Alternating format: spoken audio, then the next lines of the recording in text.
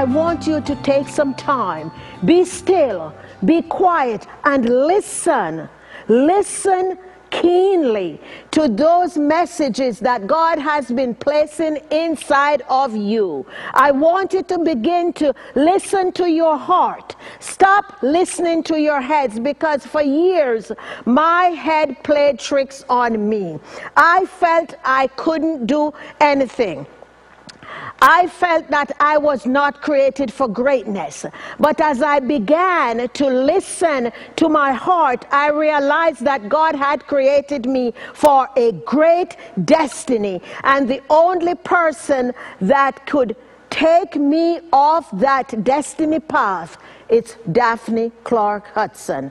So then I began diligently journaling, and each thought or idea, I would put it in my journal. I began to focus on my greater calling, God, and I said, you know something? It's not about my neighbor. It's not about my friend. It's not about the government. It's not about this person. It's not about the other person. It's about me and my responsibility, devotion, and commitment to the calling that God has placed inside of us.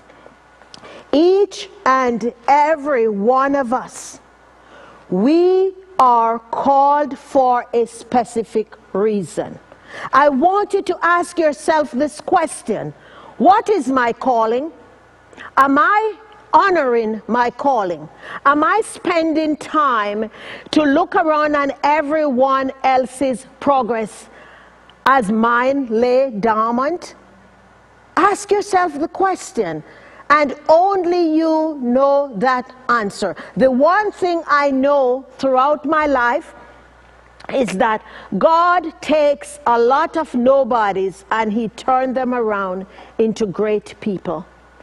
I want to encourage you the importance in your life and towards your calling of screening and selecting carefully the people that you spend quality time with.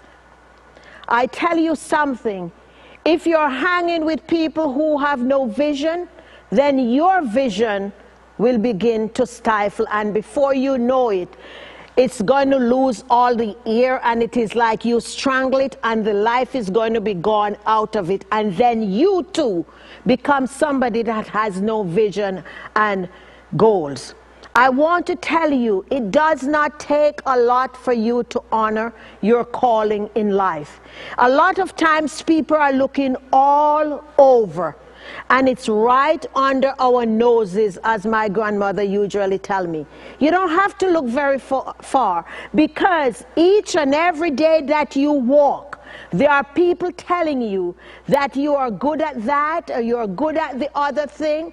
There are things that you walk around on the street, and there are just some things in the community and in the neighborhood that really eggs you so bad.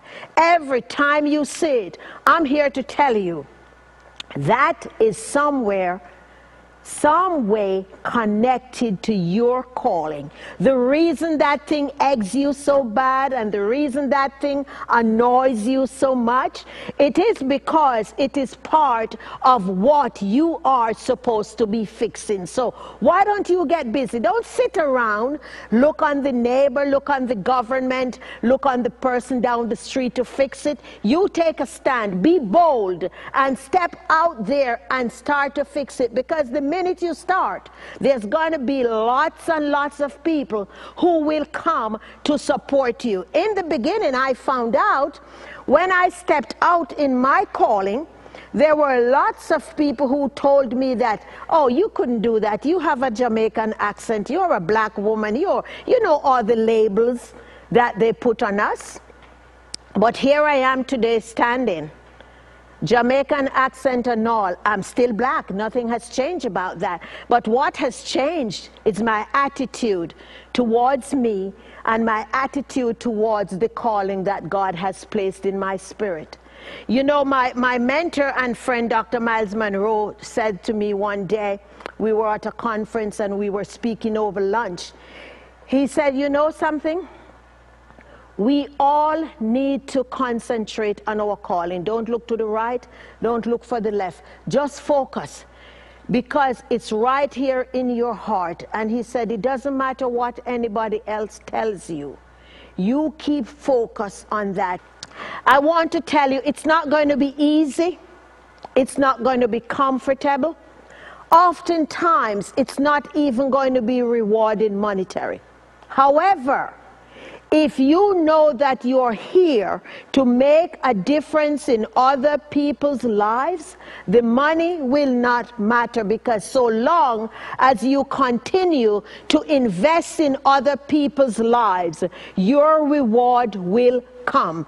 And you'll just go to bed one night and next day you wake up, and it's all this blessing that has come your way. So don't sit around, don't linger, don't wait any longer.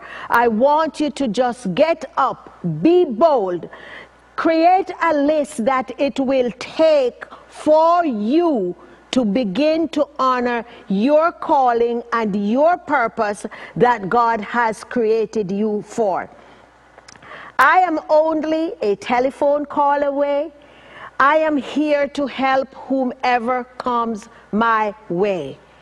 I am here to help you and to support you, because a lot of times you probably will not have someone in your family or in the circles that you are moving who will encourage and support you. But I'm here to tell you, it doesn't matter how far you are, I am committed to helping you to understand and harness your calling and purpose in life. I am here to help you to live an authentic, purposeful, and passionate life. And I hope that there's something that I've said that makes some sense to you and that will help you to connect to the reason and the purpose that God has called you.